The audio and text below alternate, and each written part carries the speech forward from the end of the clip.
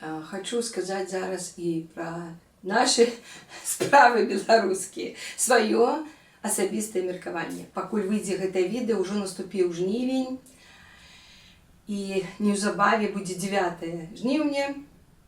Я, конечно, нічога пра гэты дзень не думаю. У всякім выпадку, гэты для мяне дзень ніякой ні памяці, ні радасці, ні вау, там, нашага восстання, наших там, как это сказать, адраджэння нацыі. Ніякога адраджэння нацыі не было, ніякой перамогі. Это дзень паразы. Вялікай паразы, дзень вельмі сумны. 9 жніўня 2020 года мы канчаткова згубілі і страцілі нашу краіну. І найлепшыя людзі вымушаны былі альбо адразу выехаць, альбо праз некаторы час пакінуць краіну і вось жыць на чужыне, і пакутваць, і гэтак далей. У гэтым нічога добрага няма, каб збірацца і крычаць. Асабліва ўжо, ведаеце, вось гэты лозунг «Верым, можам, пераможам». Я яго не ўспрымала і тады ніколі. І зараз ужо ўсё відавочна. І все тое, што я і казала, і думала яшчэ ў 2020 годзе, потым я спачатку намёкамі, а потым уже адкрыта зараз кажу. Мы у той дзень мы совершили, конечно, вялікую памылку. Памылка была ў тым, што так здарылася, што, як кажуць, што шмат людзей прагаласавалі за абсалютна раптоўнага чалавека. Я ее буду называть, я казала, что я термины буду означать, я буду говорить «гэтая жанчына». Ранее называла так званая лидерка, потому что вот так писали лидер, лидерка, лидерка, а я заўсёды казала так званая лидерка. Зараз я просто про гэтага человека кажу «гэтая жанчына». Мы обрали как бы гэтую жанчыну, якая чисто тэарэтычна штосьці там было, гэта і не даказана. Яна нават і не ўступіла, ніякай інаўгурацыі, нічога не было. І пашла крытыка, я бачыла і там, у всякім разе і Пазняк, і Вусаў сталі выказвацца, больш так ужо на адкрытых пляцоўках. І тады яны ўжо, ой, мы собрались, я объявляю, говорит, себе президентом. Ну это вообще. А як это называется явление? Вы так не задумывались? Это называется самозванка, самозванец. И все структуры, якія вакол яе, гэта самозванцы. Гэта псевдо. Все псевдо. Пасля 9 жніўня 2025 года гэтая жанчына, все ее оточение, якой называется типа так званый офис, яны становятся псевдоструктурами. И там около их там вот эти все. Я не ведаю, як наконт координаційной рады, альбо там еще есть НАУ, какой-то посоздавали эти комитеты, что такое структура. Яны становятся все псевдо. Яны нелегитимные и яны незаконные становятся. Не глядячы ніякую канферэнцыю. Я сегодня вот тут краем глаза прочитала, что гэтая жанчына зашевелилась разом с этими всеми хитрыми дорадцами и пресс-секретарками все. Они там все, теперь уже и муж з'явіўся, якому рогі крыху паабламалі за гэты месяц. І пакуль што яны просто вырашылі, не думайце, што ён замолчаў. Ён просто не больш хітра вырашылі дзейнічаць. І вот я чула краем вуха, што яна там звяртаецца да заходняй Европы, просім 9 жніўня нас падтрымаць. Не нас, а яе, гэтыя мутныя, непразрыстыя, гэтую структурку, гэты рэжымчык 2.0. Это ўжо і рэжымчыкам я уже не буду называць. Гэта псевдо, незаконное формирование замежных белорусов.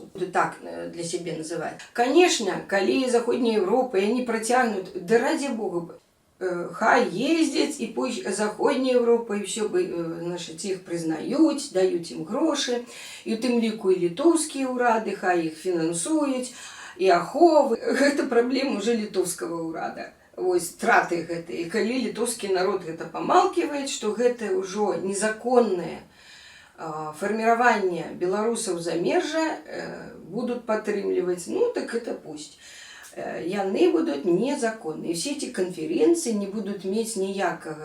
Да? Если еще вось, до 9 жнивня 25 года можно было вот чисто из пальца высосать, что яна там была обраной, что она там хтости, то все, начиная с 10 жнивня 2025 года, это все незаконно и нелегитимно, это все псевдо. Для меня это она ніколі не існувала, и давно это казала.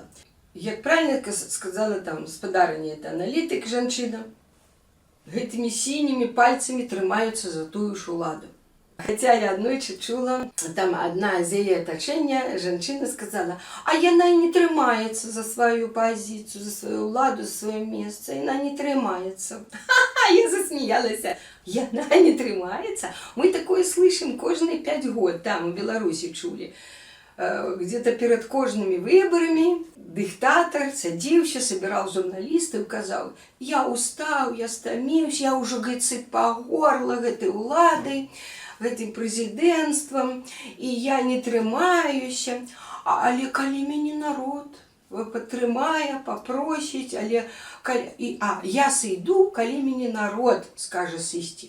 І мы все это уже наизусть все ведаем. Мне не трэба уже про гэты рэжым, вот асноўны, нічога уже доказваць, казаць. Мы маем то, что маем. Узмоцнены асноўны рэжым і нават ніякага ўплыву. Ну, скинуть режим не можем, ничего не магчыма. Довели до гэтага самі. І профукали все моменты, які былі, і людей можна было выкарыстоўваць, і ўсё. Калі б толькі гэтыя мутныя структуркі вызвалілі хоць аднаго палітвязня, то бок, дзякуючы іх дзеянням, за все гэтыя гады был вызвалены хоць адзін палітвязень, у тым ліку ейны муж, яны б уже раструбілі, вау. Але яны ўсё ў халастую дзейнічаць. Яны толькі для вось пыл у вочы пускаць, ездзіць, фотографавацца. Да, ну, конечно, штосьці сказаць.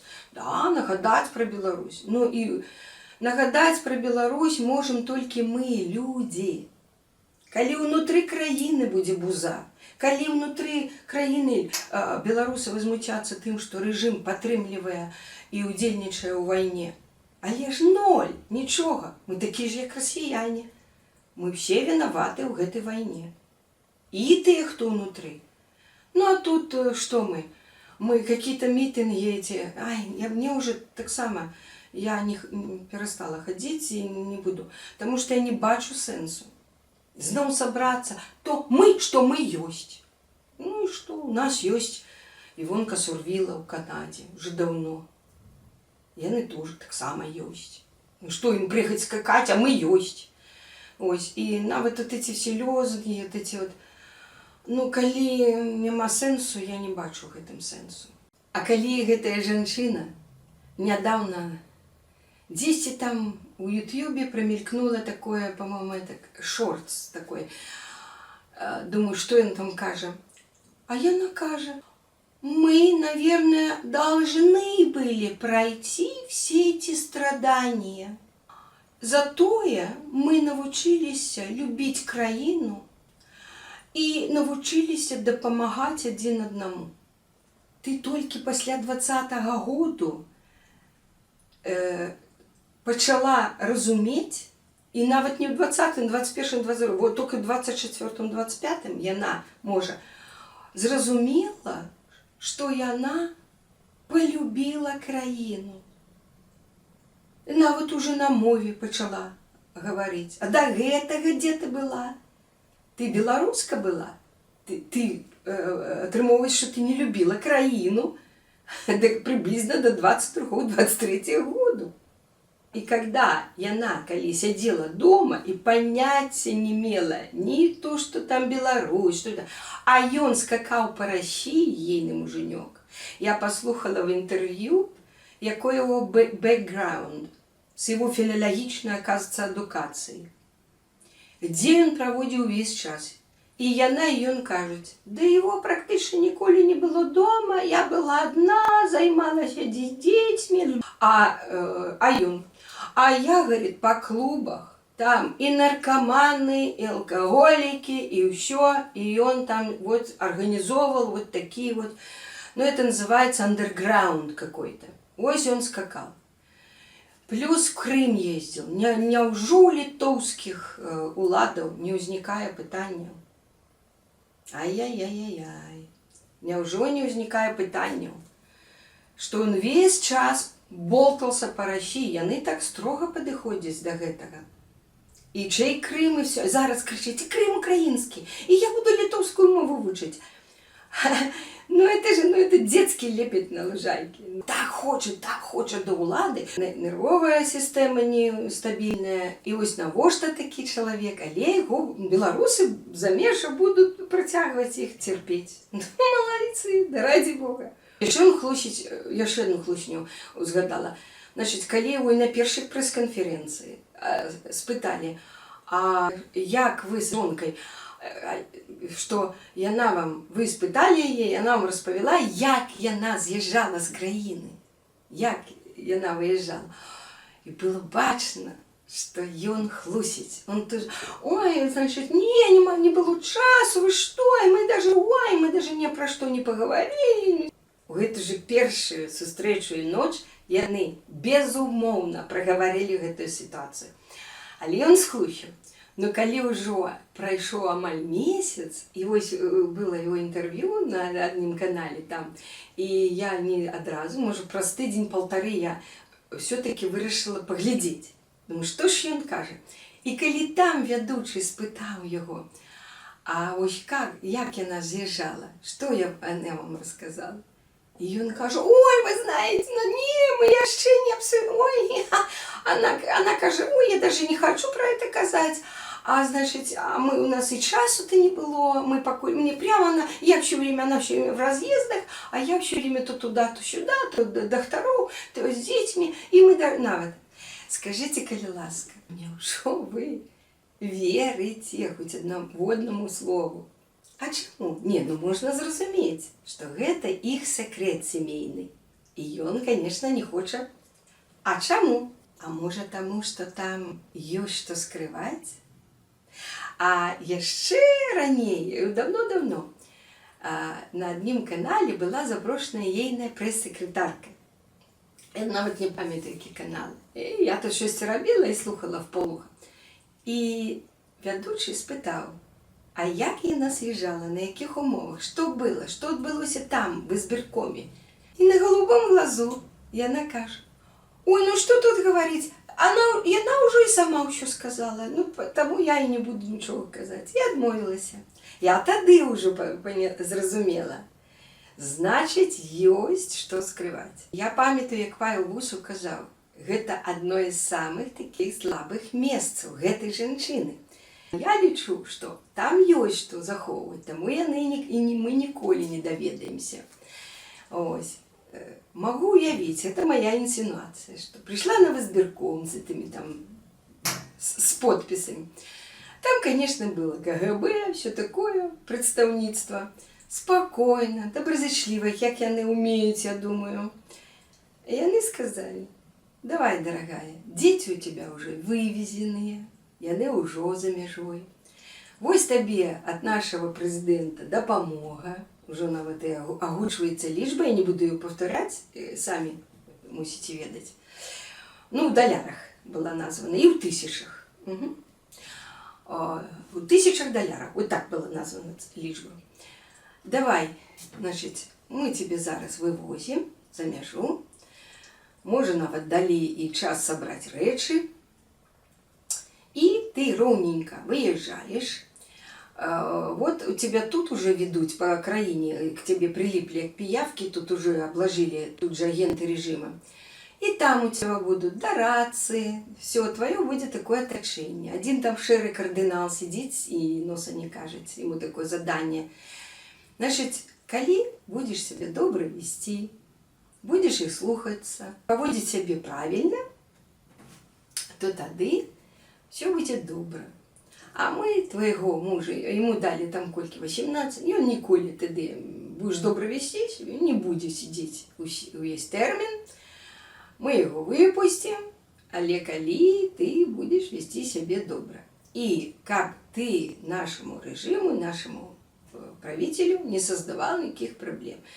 Езди, фотографуйся, сустракайся, але слухай своих дорадцев. И далее от Беларуси желательно. Туды куда-нибудь там. Все, вандруйте. Ну и гроши сами себе заробляйте. Просите у тих заходников, хай яны вам допомагають.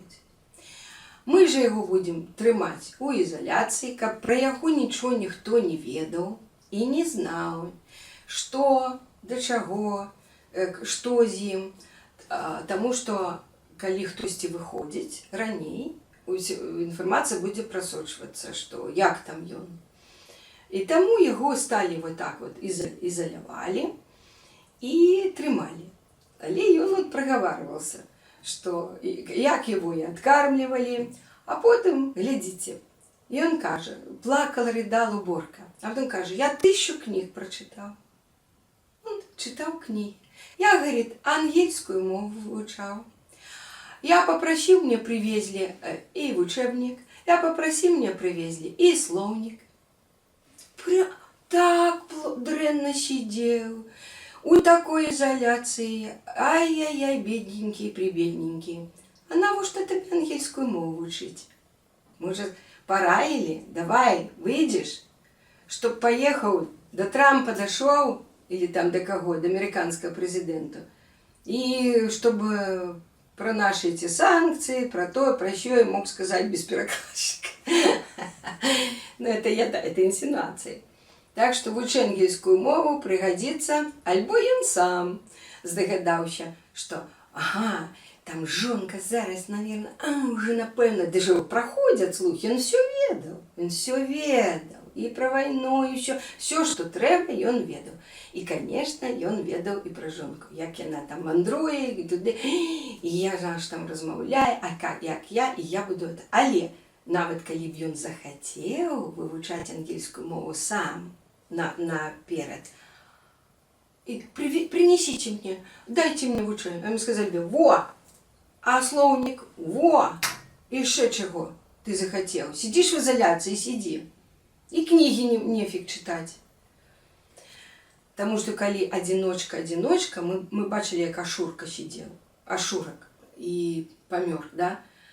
Бачили гэтыя відэа. Вот там изоляция. И книжек не было бачно. А тут и книжки, и гэтак далей. Ну, а то, что он там згубил вагу и схуднил, так ён рады. И он и сам рады. Ой, скажи, я там стал стройный. Я вже гэта казаў, не я. Ну вось, так што тут яшчэ вельмі таксама пытанне. Ну і яшчэ я так разумею, што ён зайздростлівы чалавек. І ён зайздросціць жонцы.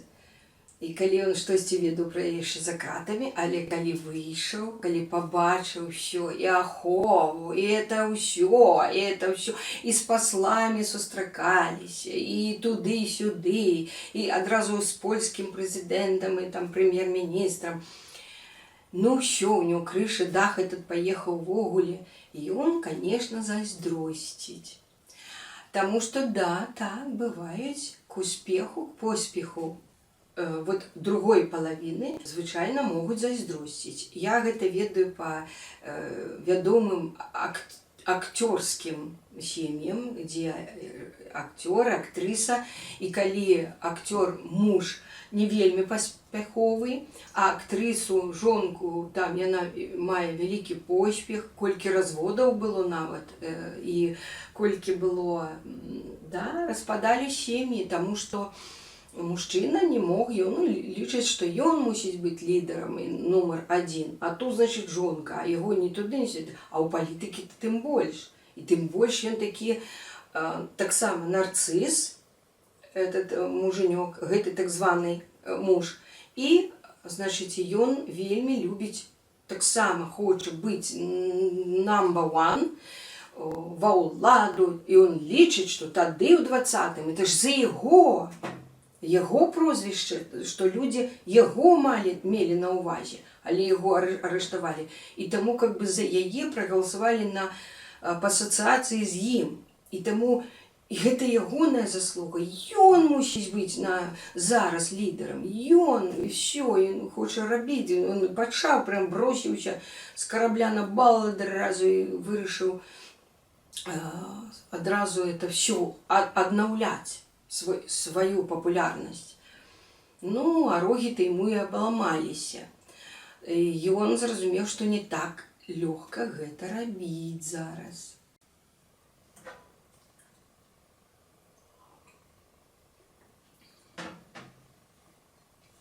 І таму мне здаецца, што ў глыбіні душы ён вельмі зайздросціць жонцы і пакрыўджаны гэтай усёй сітуацыі. Ён вельмі хоча неяк стаць лідарам. Як яны будзе его встраивать в псевдоструктуркі. І наконт самой гэтай жанчыны, псіхалагічны партрэт і маё ўражанне, ну, я ўжо казала, што гэта раптоўны чалавек, і мы, людзі, абралі, ну, галасавалі не за яе, а как бы супраць дыктатара. Вось галоўны быў пасыл.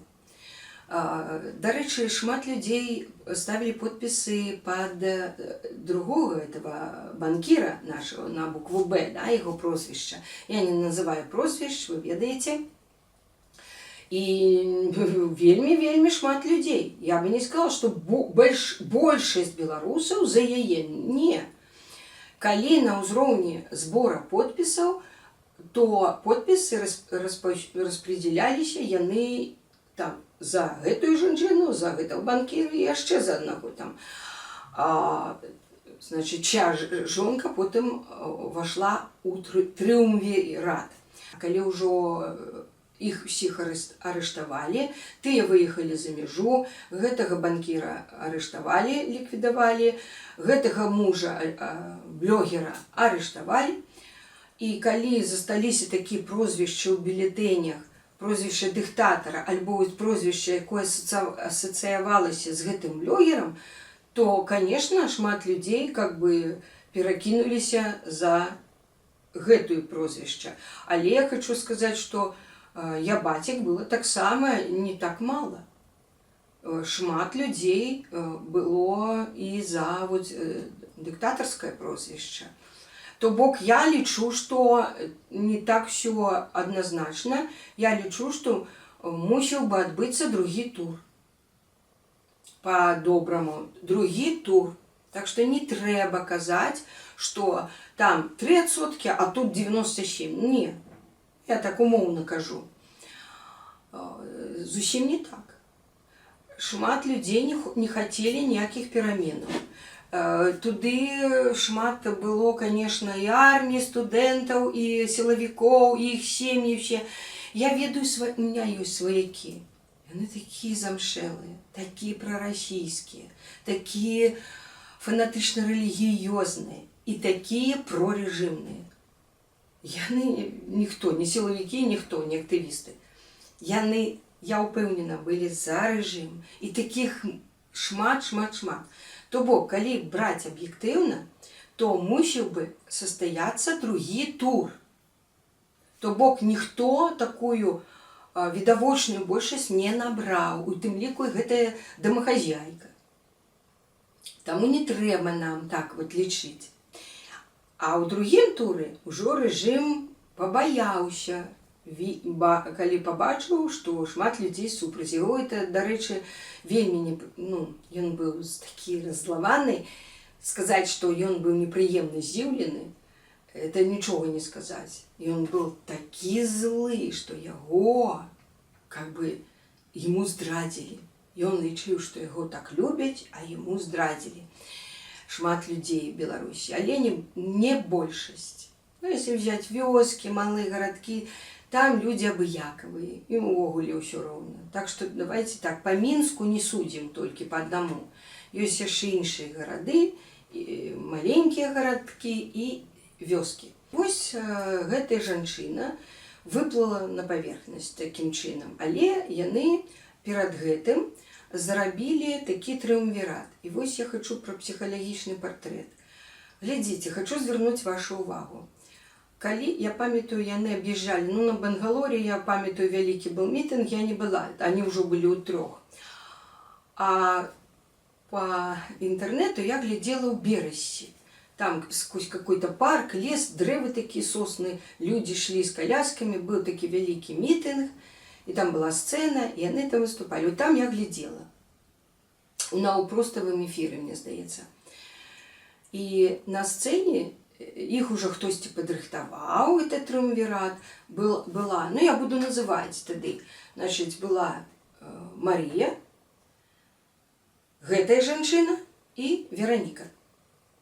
Ось мы іх пабачылі, я іх пабачыла і паслухала, як настаўніца, і заўсёды адразу, так сказаць, все ацэньваю. І што я зразумела? На той момант іх ужо хтосьці ім падказваў, падрыхтаваў. Іх прамовы былі зроблены згодна такім правілам. Они былі аснованы на personal stories. Есть такое, што прамова пачынаецца з персанальнай истории, рассказы, что вот про сябе.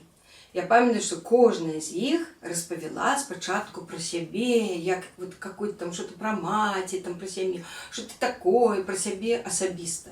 Это такие из приём, сама студэнтаў этому вучыла. І ёсць маса інфармацыі на гэты конт і гэтак далей. І вось калі яны произнеслі гэтыя прамовы, я могу сказать, як настаўніца, риторика, вот сам голос, произношение, body language, все самое лепшее, number one, номер 1 я бы отдала Веронике.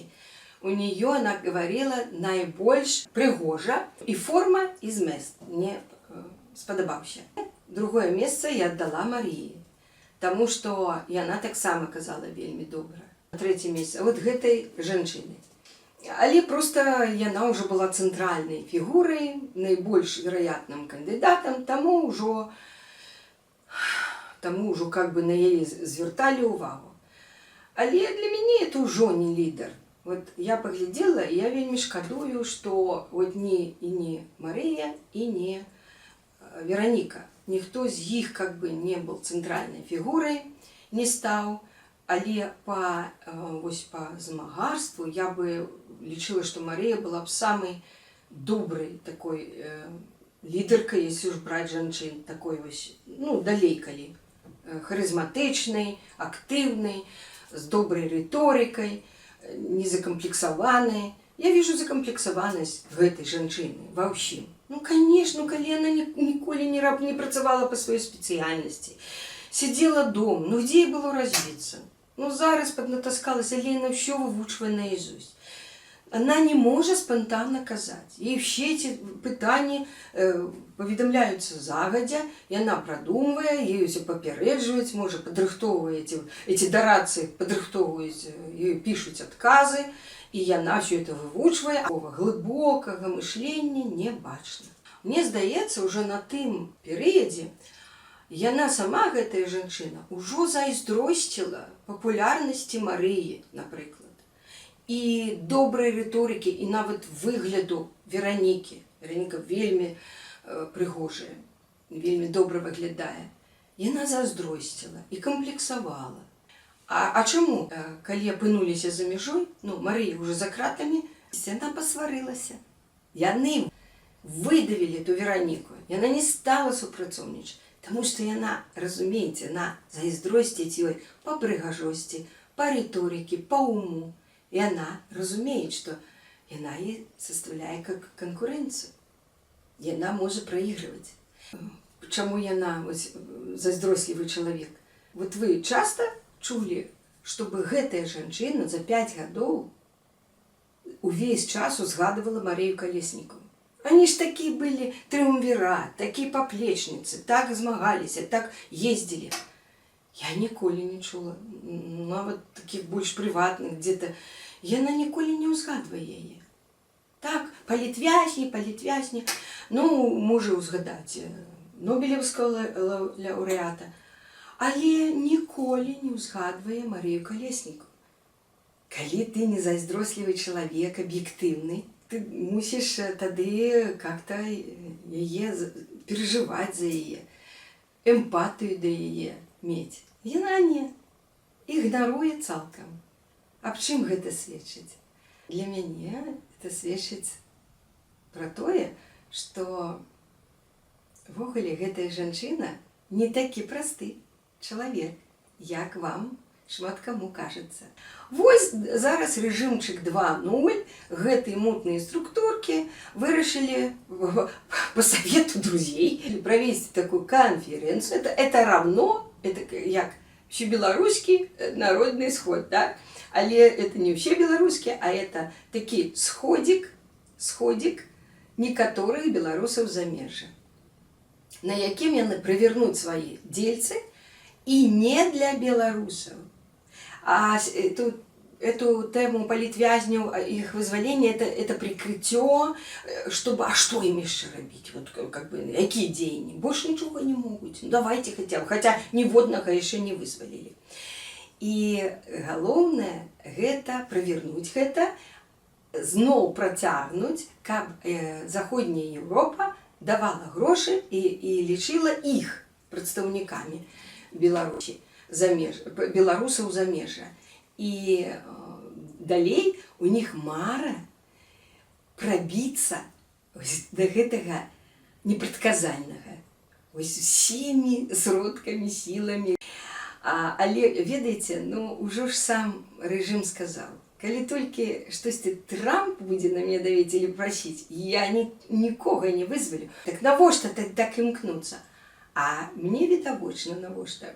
Им галоўнае сфотографоваться, побывать там, муженька туда, зарекомендоваться, вот как все это было видео, фото, и потом для себя любимых, для истории семейной, а эти дараться, это оточение, ой, это наше досягнение, и белорусам замежжа утереть нос и внутри краины.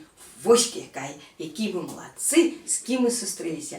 Калі нармальныя ўсе людзі пытаюцца дыстанцавацца і не мець ніякіх спраў, нават Зеленскі ўжо не хоча, если б не зброя или что-то дапамога, ён бы, как говорится, век бы с ним спраў не имел, век бы. И не хочуць все нормальные люди бачыць, что ну, это непрадказальна и от него подальше. Это нагадывает вот такое, что мы настолько неискушенные, мы настолько вот такие плебсы, что мы высімкнемся, слюни нас текут перед заходними делегациями, сустрэчами и так далее. У меня такое было у молодости. Ось, калі яшчэ была такая адносна маладая.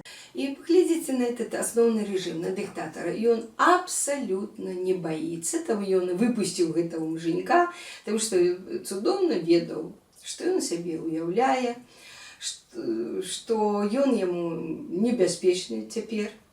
Можа, тады ў 20-м мог бы сыграць какую-то роль, зараз ужо і все.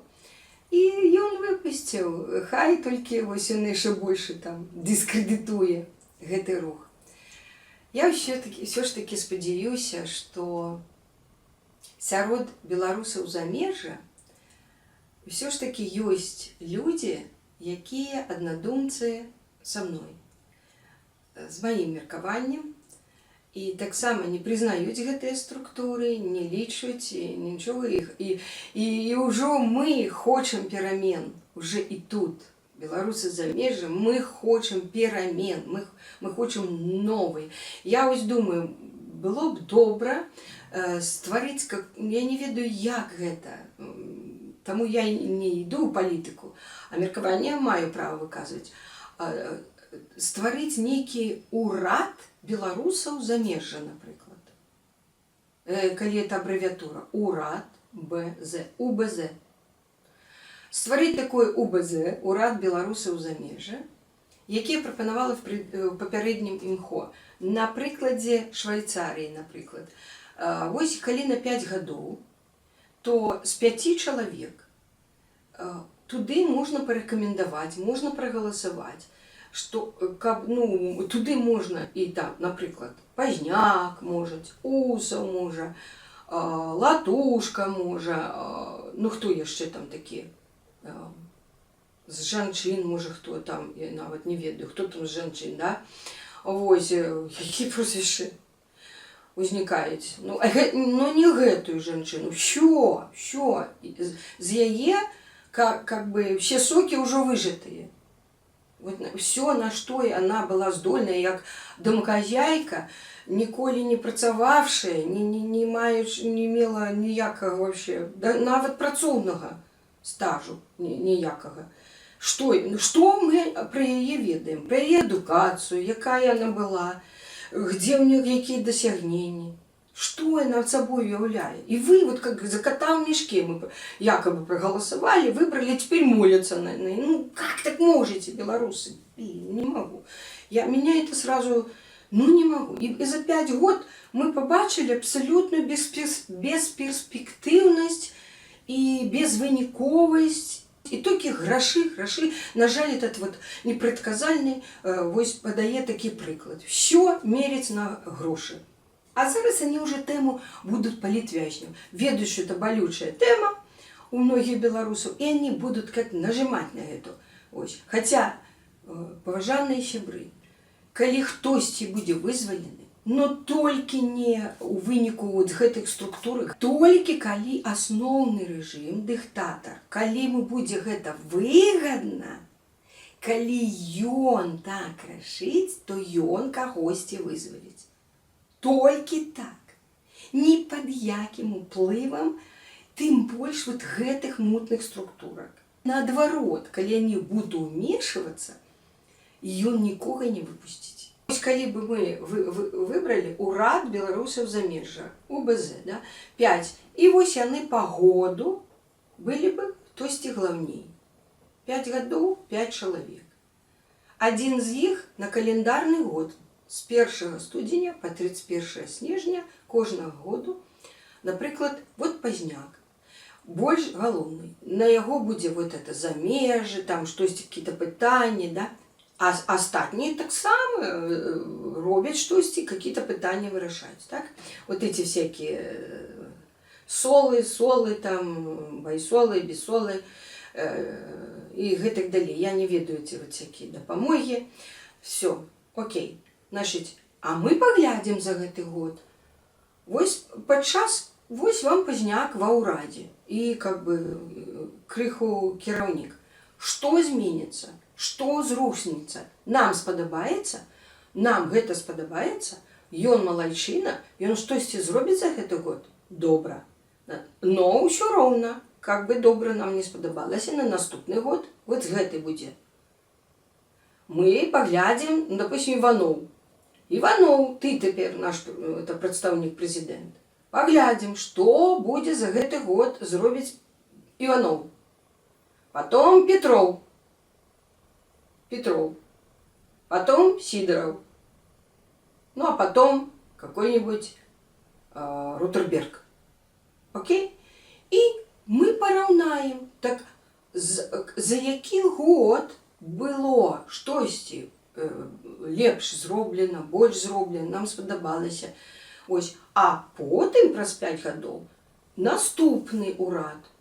Можа, калі хтосьці з іх нам падабаўся, они таксама могуць, можа, увайсці ўжо ў новы. А хто не спадабаўся за чый год, іншыя будуць, так? І яны. І тады няма гэтых сініх пальцаў, якія будуць трымацца за гэтую ўладу, і якія будуць не хацець пакінуць, аторвацца ад гэтай улады. І ні ў каго дах не паедзе. Вось было б так добра. Канешне, разумею. Гэта маё меркаванне. І хто до його прислухається? Ніхто. Але хтось із вас допослухав. Велике вам дякую. Такое моє міркування. Значит, еще раз подкресливаю, что я думаю про политику Злучених Штатів і про їхніх предводителя, що я думаю про то, як треба поступати з війною, і що треба робити було б. Это реально или нереально, это інша справа. Але я виказала своє міркування, що інших рішень з війнами нема. Війна на то і війна.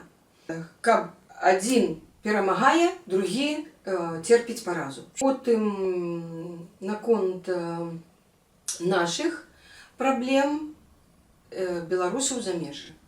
І калі вы вырашыце все ж таки падтрымліваць это все, конечно, это будет ваше решение, але гэта і адказнасць.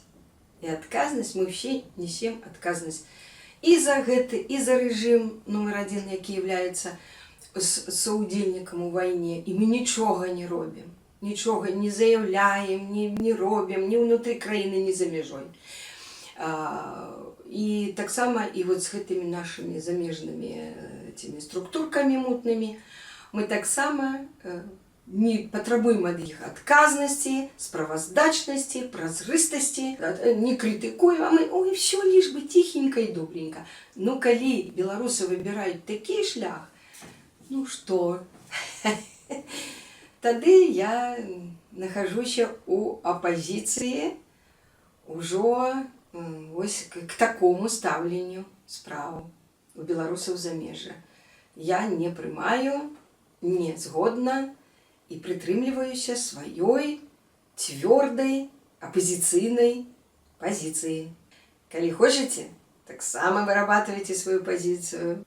Можете верить моим словам, можете не верить, але зноў кажу, справа не ў вере, ці згодны вы, ці не згодны. І ці выработали вы сваё меркаванне і сваю пазіцыю. Калі вы аднадумцы са мной, то добра. Калі не, вы маеце права, так і я. Я выказала свое. Имею мнение, хочу озвучить. Я выказала свое имхо. Я б хотела, чтобы іншыя люди хотели озвучить свое меркаванне. Я ведаю, можа, хто з вас і хоча, але баяцца. І гэта таксама тыповая рыса беларусаў. І ўнутры краіны, і за мяжой. Ну што рабіць?